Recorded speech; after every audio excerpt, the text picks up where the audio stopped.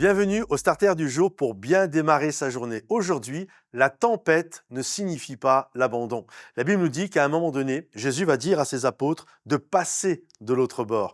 Et la Bible nous dit qu'il a dû même les forcer, parce que certainement que l'apôtre Pierre, qui était vraiment un professionnel de la pêche, qui connaissait le lac de Galilée par cœur, voyait que des nuages sombres étaient en train d'arriver et le marin qu'il était a dû dire non, j'ai pas trop envie. Mais Jésus ne leur a pas laissé le choix. Il leur a demandé d'aller de l'autre côté. Et alors qu'ils sont en chemin, ce qu'ils redoutaient finalement est arrivé. La Bible nous dit qu'il y a une tempête terrible qui s'est levée. Et là, ils paniquaient, ils hurlaient. Je ne sais pas si vous imaginez des 12 grands gaillards, des hommes dans une barque en train de hurler, parce que pour eux, la tempête est tellement terrible qu'ils ne vont jamais s'en sortir. C'est juste terminé. Mais la Bible nous dit que Jésus les voyait. Et à un moment donné, à la dernière veille de la nuit, à la 4e veille de la nuit, Jésus est venu vers eux en marchant sur les eaux.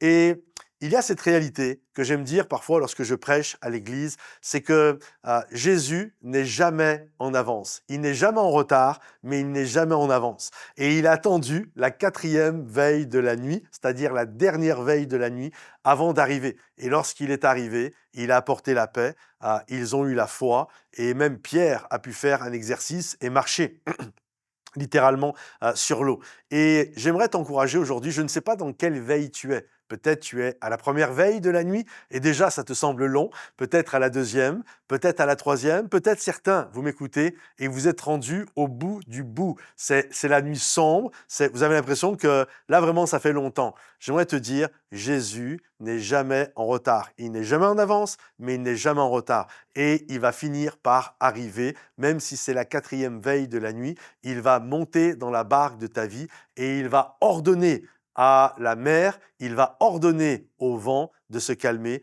et ce que Dieu déclare finit toujours par arriver. Alors, quelles que soient les épreuves que tu es en train de vivre, que ce soit dans ton couple, que ce soit peut-être avec tes enfants, dans ton lieu de travail, je ne sais pas les tempêtes que tu es en train de vivre actuellement, mais il y a une chose que je sais, c'est que Jésus a les yeux rivés sur toi et à un moment donné, il va finir par te rejoindre, monter dans ta barque et calmer l'épreuve que tu es en train de vivre afin que tu puisses aller, parce que c'est ça l'objectif, c'est pas que tu meurs au milieu de la mer, c'est que tu puisses aller de l'autre côté, que tu puisses aller là où Dieu t'attend. Que le Seigneur te bénisse, que le Seigneur t'encourage. Pense à t'abonner à notre chaîne si ce n'est pas encore fait. Pense à liker, partager, commenter. À bientôt les amis. Bye bye.